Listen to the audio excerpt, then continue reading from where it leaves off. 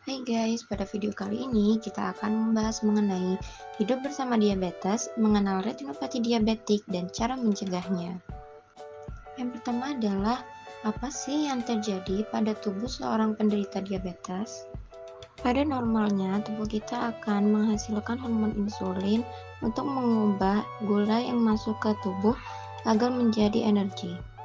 Tapi pada penderita diabetes, tubuh tidak dapat memproduksi hormon insulin dalam jumlah yang cukup atau tidak dapat menggunakannya seperti seharusnya sehingga menyebabkan kadar gula darah terlalu tinggi dalam aliran darah. Lalu apa aja sih jenis-jenis diabetes mellitus? Yang pertama adalah diabetes mellitus tipe 1. Pada tipe ini disebabkan karena adanya autoimun sehingga tubuh tidak dapat memproduksi insulin. Yang kedua adalah diabetes mellitus tipe 2. Pada tipe ini, insulin tidak dapat berfungsi secara normal sehingga tidak dapat menjaga kadar gula darah dalam tubuh. Selanjutnya ialah diabetes mellitus gestasional. Tipe ini terjadi pada ibu hamil dan akan kembali normal setelah melahirkan. Lalu, apa sih itu retinopati diabetik? Retinopati diabetik ialah kerusakan pada pembuluh darah retina sehingga menyebabkan gangguan penglihatan. Ini merupakan komplikasi diabetes yang bisa menyebabkan kebutaan loh. Apa sih penyebab retinopati diabetik? Jika gula darah terlalu tinggi dapat menyebabkan penyumbatan pembuluh darah di retina sehingga memutus suplai darah. Akibatnya mata akan menumbuhkan pembuluh darah baru yang mudah bocor. Lalu apa aja ya tanda dan gejalanya? Yang pertama adalah penglihatan kabur, bintik atau benang gelap yang mengambang di penglihatan. Kemudian adalah penglihatan berfluktuasi serta area gelap atau kosong dalam penglihatan. Lalu apa aja ya komplikasinya? Yang pertama adalah perdarahan vitreous.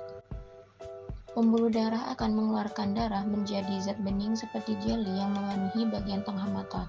Jika jumlah perdarahannya sedikit, hanya akan melihat sedikit bintik hitam atau flutters. Namun dalam jumlah kasus yang lebih parah, darah dapat mengisi rongga vitreous dan menghalangi penglihatan sepenuhnya.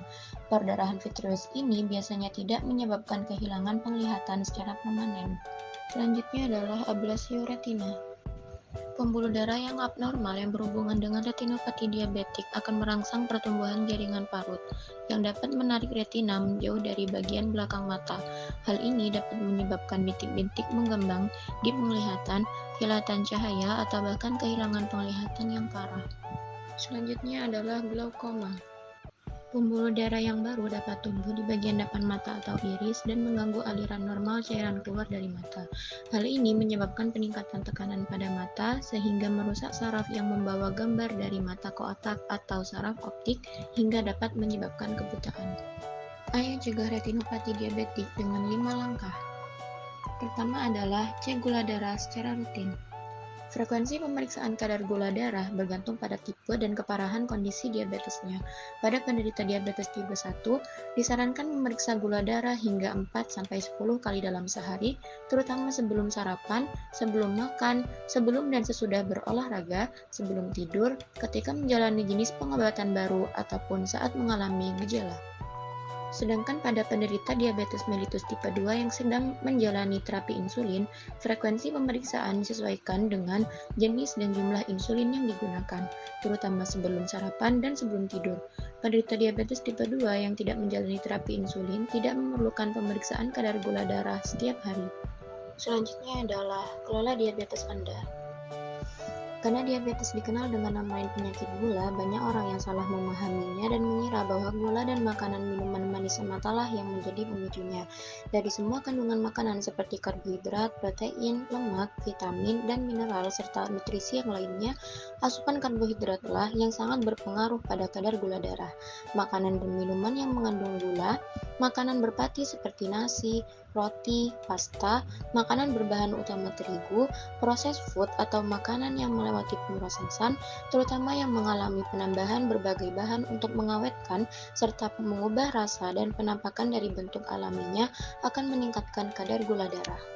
Yang ketiga adalah jaga tekanan darah dan kolesterol. Konsumsi makanan yang sehat, turunkan berat badan yang berlebih, dan olahraga secara teratur.